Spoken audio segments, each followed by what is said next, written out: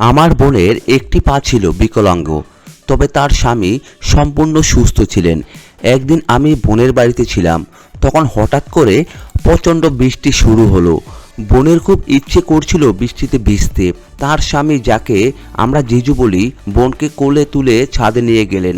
আমিও নিজে ছাদে যাওয়ার জন্য উঠছিলাম, তখন হঠাৎ করে জিজু নিচে ফিরে এসে আমাকে কোলে তুলে নিলেন। এই সময় আমার হাত ভুলবশত তার শরীরের একটি স্পর্শকাতর স্থানে চলে যায়। এরপর তার আচরণ বদলে ঘটে এবং তিনি আমাকে সরাসরি তার ঘরে নিয়ে যান। ঘরে পৌঁছানোর পর বিন্দুমাত্র সংকোচ ছাড়াই তিনি এমন কিছু করলেন যা দেখে আমি... হ্যালো বন্ধুরা, আজকের এই গল্পে আপনাদের স্বাগতম। আমার নাম রিয়া। আমার বোনের সময় আমি পরীক্ষার জন্য খুবই ব্যস্ত ছিলাম। হ্যালো বন্ধুরা, আজকের এই গল্পে আপনাদের সকলকে স্বাগতম। আমার নাম রিয়া। আমার বোনের যখন বিয়ের সময় আমি পরীক্ষার জন্য খুবই ব্যস্ত ছিলাম, তাই আমি বিয়ের আনন্দ উপভোগ করতে পারিনি, এমনকি দুলাভাইয়ের সাথে মজা করতেও পারিনি। আমি দুলাভাইয়ের একমাত্র শালী এবং এই মজার সুযোগ দিয়ে হাতছাড়া হওয়ায় আমি খুবই হতাশ ছিলাম। কিন্তু 6 মাস পর অবশেষে পরীক্ষা শেষ হলো এবং আমি কিছুটা ফ্রি সময় পেলাম। তখন আমি সিদ্ধান্ত নিলাম বোনের বাসায় গিয়ে কিছু সময় কাটাবো। বিয়ের 6 মাস পর আমি বোনের সাথে দেখা করতে গেলাম। এতদিন পর বোনের সাথে দেখা হওয়ায় আমার মনটা ভীষণ ভালো হয়ে গেল। যখন আমি বোনের বাসায় পৌঁছলাম তখন দেখলাম জিজু কোথাও বাইরে যাচ্ছেন। আমি তাকে জোর করে দিয়ে বললাম যেন তিনি তার মিটিং বাতিল করে আমার সাথে কিছুটা সময় কাটান।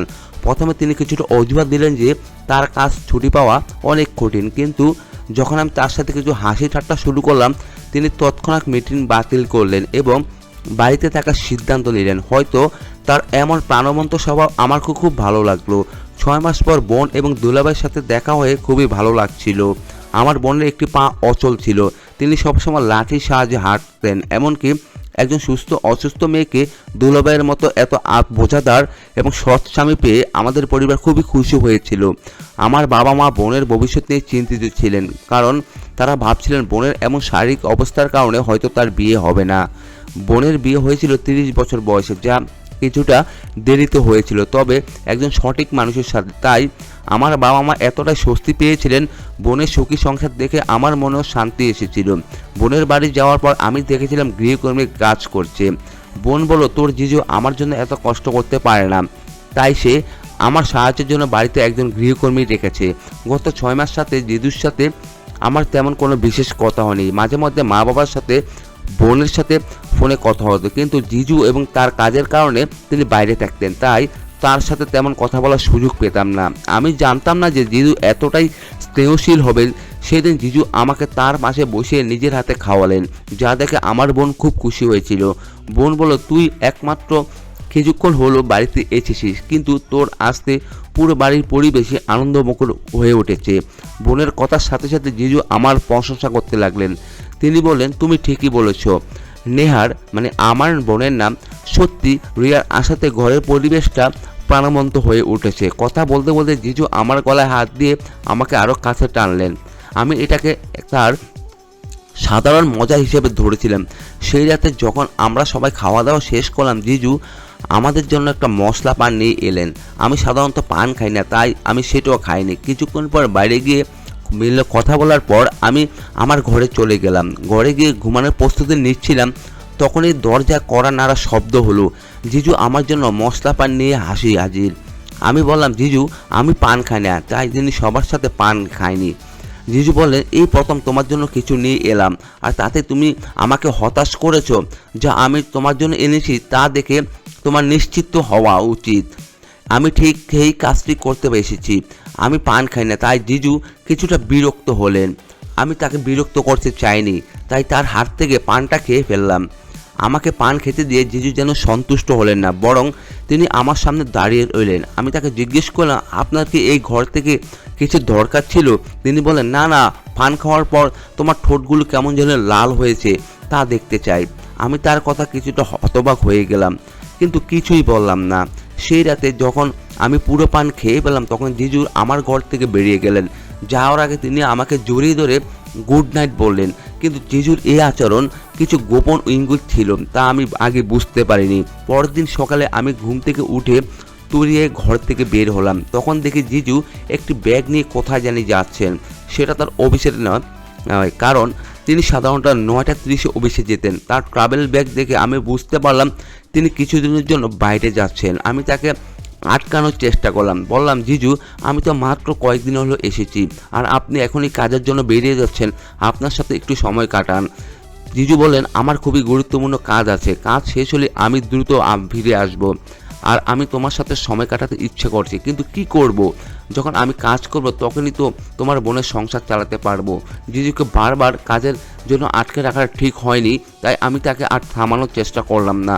বললাম, যত তাড়াতাড়ি সম্ভব বাড়ি ফিরে এসে আসার চেষ্টা করবেন। আমার কথা শুনে জিজু বোনকে তার ঘর থেকে একটু রুমাল দিয়ে আসার জন্য পাঠালেন। বোনকে আমার সাথে ঘরে নিয়ে গেল এবং ঘরে ঢুকে তিনি ওয়াশরুমে চলে গেলেন আর আমাকে বললেন, তুই রুমালটা খুঁজে বের কর। আমি রুমালটা খুঁজতে ব্যস্ত ছিলাম, তাই ঘরে কেউ ঢুকলো তা খেয়াল করিনি। হঠাৎ কেউ আমার গালে চুমু খেলো। এইসব কিছু মুহূর্তের মধ্যে ঘটে গেল। কিছু পিছনে ফিরে দেখি জিজু। আমি অবাক হলাম, বিজু এটা কেমন মজা? তিনি বললেন, সরি, আমি তোমাকে নেহার ভেবেছিলাম, তাই মনে মনে ভাবলাম আমাকে নেহার ভেবে কোনো কারণ ছিল না।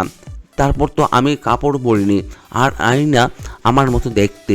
কিন্তু জিজু বললেন, নেহার আর তোমার উচ্চতা একেবারে একই রকম, তাই আমি বুঝতে পারিনি যে তুমি রিয়া।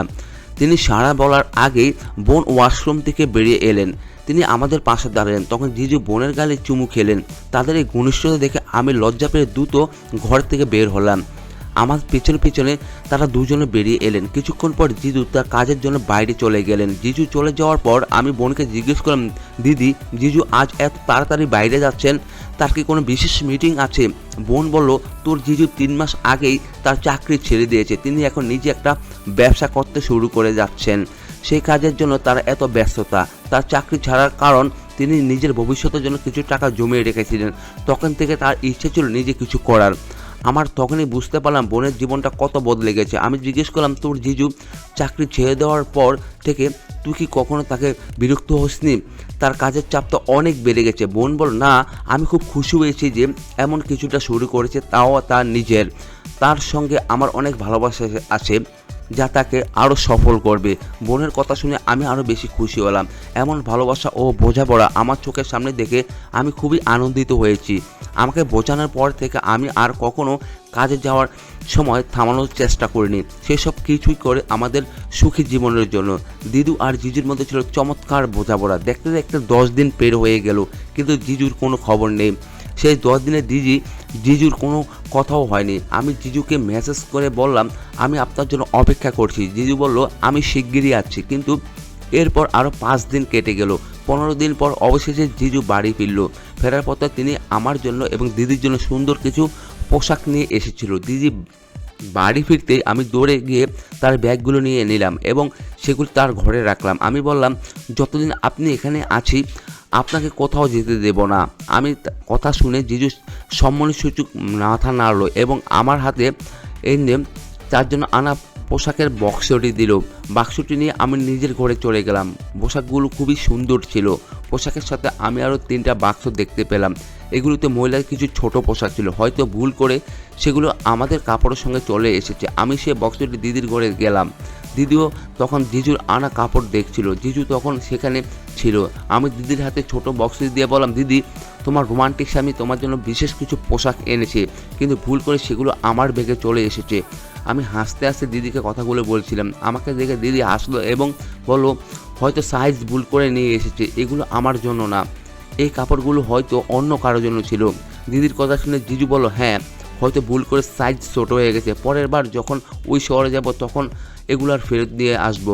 এটা কি আসলে ভুল ছিল নাকি আমার জন্য আনা হয়েছিল সেটা তো জিজুই জানে। হঠাৎ আমি ঘুরে বসলাম, আমার হাতটা বিছানার এক পাশে চলে গেল। হঠাৎ বুঝতে পারলাম বিছানায় আর একটি হাত আছে। আমি তার সাথে সাথে লাইট অন করলাম, দেখি জিজু বিছানায় বসে আছে। রাত 12টায় তাকে আমার ঘরে দেখে আমি ভয় পেয়ে গেলাম। আমি বললাম, জিজু, আপনি আমার ঘরে কী করছেন? জিজু বলল, প্রথমে তোমার ভয় দূর করো, আমার বাড়িতে আমি ছাড়া আর কেউ ঢুকতে পারবে না। আমি বললাম, ঠিক আছে, কিন্তু এত রাতে এখানে আসার মানে কি? জিজু বলল, আমি তোমার জন্য কিছু নিয়ে এসেছি।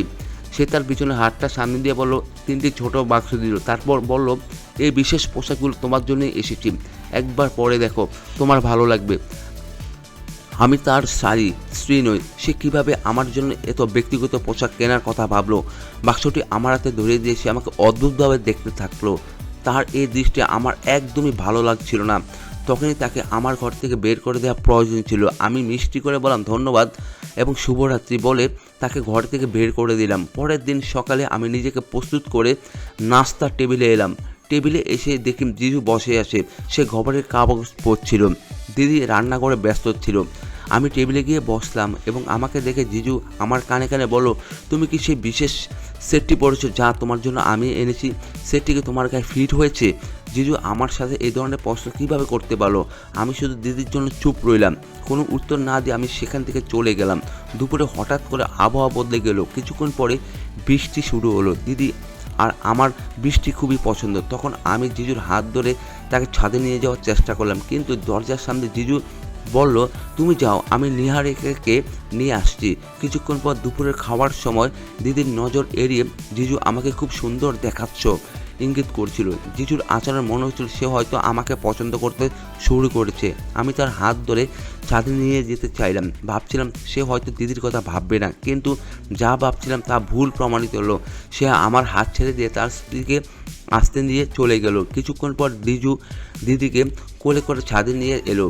তারা দুজনে আনন্দ ভিজছিল। আমার দিদির ফটোগ্রাফি করা খুব শখ ছিল, তার জন্য নিজেই একটা ক্যামেরা কিনেছিলাম। দিদি তখন বলল, দিয়া আমার আলমারি থেকে ক্যামেরা সেটটা নিয়ে আসো, এই বৃষ্টিতে আমাদের কিছু ভালো ছবি তুলে দাও। দিদির কথা শুনে আমি তার সঙ্গে সঙ্গে তার ঘরে গিয়ে ক্যামেরা খুঁজতে শুরু করলাম। অনেক খোঁজাখুঁজির পরও পাচ্ছিলাম না। অবশেষে যখন পেলাম তখন তার ঘর থেকে বেরিয়ে দেখি জিজু ঘরের বাইরে দাঁড়িয়ে আছে। সে বলল, দিয়া তুমি অনেকক্ষণ ধরে ভিতরে আছো, আমি ভাবলাম হয়তো তুমি ক্যামেরাটা পাচ্ছ না। হ্যাঁ জিজু, ক্যামেরাটা খুঁজে পাচ্ছিলাম না, কিন্তু এখন পেয়েছি। চলুন বৃষ্টি থামার আগে কিছু ভালো ছবি তুলে দেই। আমি ছাদে যাওয়ার জন্য বেরিয়ে এলাম। তখনই জিজু আমার হাত ধরে আমাকে টেনে নিয়ে গেলো। সে আমাকে কোলে তুলে অর্ধেক সিঁড়ি নিয়ে পর্যন্ত গেল। আমি বুঝতে পারছিলাম না সে আমার সাথে এতটা ঘনিষ্ঠ আচরণ কেন করছে। ছাদে পৌঁছে আমি তার দিদির আর ছবি তুলতে লাগলাম। তাদের ভালোবাসা দেখে আমি সত্যি বিস্মিত হয়ে গেলাম যে আমার অক্ষম বোনকে একজন ভালো স্বামী পেয়েছে, যা সে কল্পনা করতে পারেনি। দিদি ছিল 30 বছর বয়সী আর জিজু ছিল 28 বছরের। জিজু দেখতে সুদর্শন এবং শারীরিকভাবে খুবই শক্তিশালী। আমি হঠাৎ ভাবতে শুরু করলাম, জিজু আমার অক্ষম বোনের মধ্যে কী দেখেছিল যে তার বিয়ে করেছে।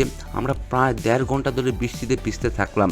ঘরে এসে আবার গোসল করতে লাগলাম।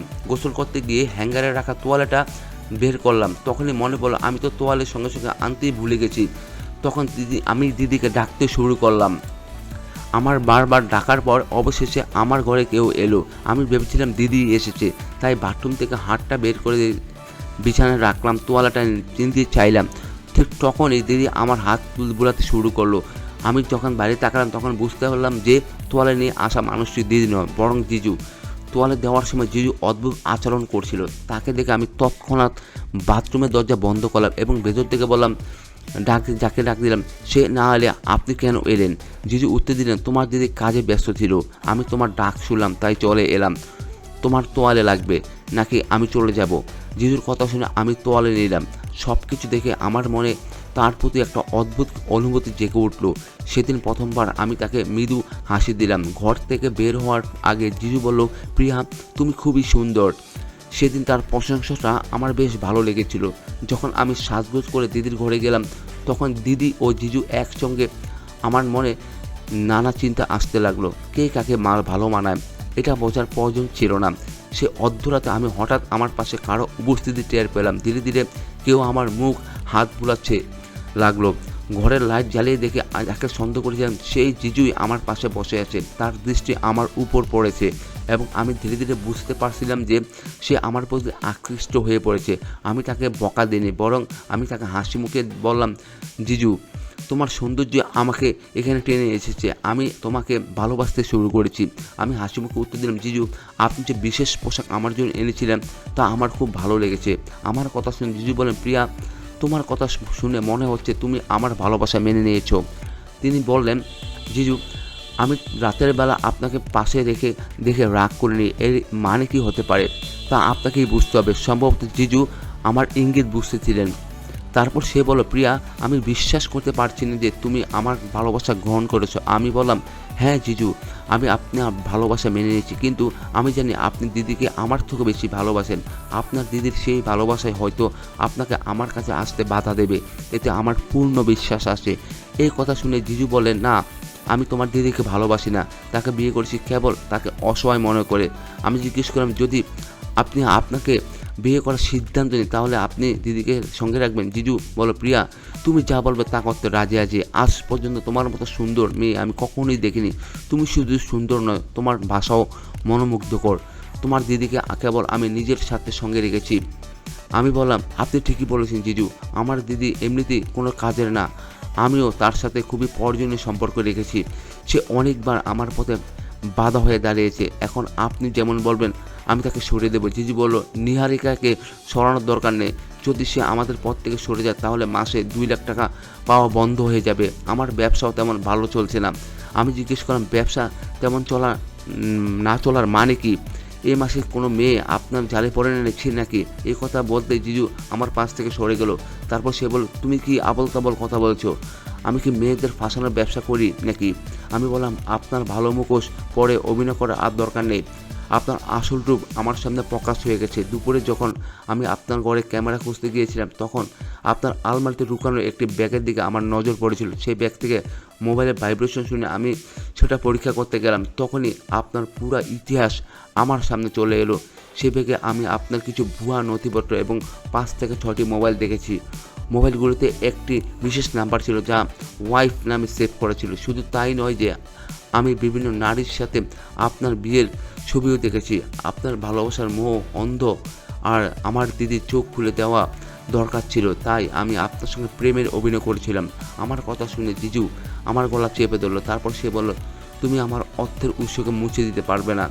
নিহারিকা কখনোই তোমার কথা শুনবে না। তখন আমি ঘরে লাগানো লুকানো সিসি ক্যামেরার দিকে ইশারা করলাম। আমার জিজু মধ্যে একটা কথা হচ্ছিল আর তা সবাই লাইভ দেখছিল। জিজু আমার গলা চেপে ধরার আগে দিদি ঘরে ঢুকলো। তার পিছনে পুলিশ এসে দাঁড়িয়ে গেল।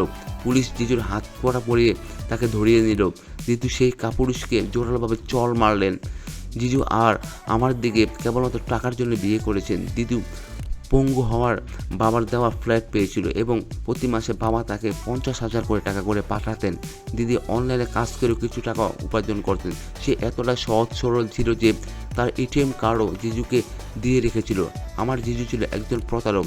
সে অনলাইনে ভুয়া প্রোফাইল তৈরি করে মেয়েদের ফাঁসাতো। বিয়ের পর দান দক্ষিণা আর গহনা পেয়ে সেই 15 থেকে 20 দিন সে মেয়ের সাথে ভালোবাসা মর্ত থাকতো। তারপর তাকে তালাক দিয়ে নয়তো অন্য কোনো মেয়েকে কোথাও বিক্রি করে দিত, যা সে অন্যদের মেয়েদের সাথে করেছে। তা আমি আমার দিদির সঙ্গে ঘটতে দিতে চাইনি। পুলিশের সামনে আমি জিজুর ব্যাগ উল্টে দিয়েছিলাম। তাতে তার ভুয়া নথিপত্র, মোবাইল এবং বিভিন্ন নারীর সাথে তার বিয়ের ছবি বেরিয়ে এলো। দিদি বিশাল মর্মাহত হচ্ছিল। জিজুর সাথে বিয়ে করে পাওয়া দান দক্ষিণা এবং প্রতি মাসে লাখ টাকার আয় সেই প্রতারক পাচ্ছিল। তাই সে 6 মাস ধরে দিদির সাথে সম্পর্ক টিকে রেখেছিল। সেই 6 মাসে সে আরও 6টি মেয়ের সাথে বিয়ে করেছিল। এই প্রতারকের জন্য সে সবসময় বাড়ির বাইরে থাকতো এবং দিদিকে কাজের বাহানা দিত। সে এমন একজন অপরাধী ছিল যা পুলিশ গত বছর ধরে খুঁজছিল। সেই প্রতারককে কোর্টে কড়া শাস্তি দিয়েছে। বন্ধুরা, কাউকে অন্ধভাবে বিশ্বাস করার আগে সত্যটা যাচাই করা খুবই জরুরি, কারণ সত্যি সত্য প্রকাশ পেলে তা আসল মুখোশ উন্মোচন হয়ে যায়। যদি ভিডিওটি ভালো লেগে থাকে তাহলে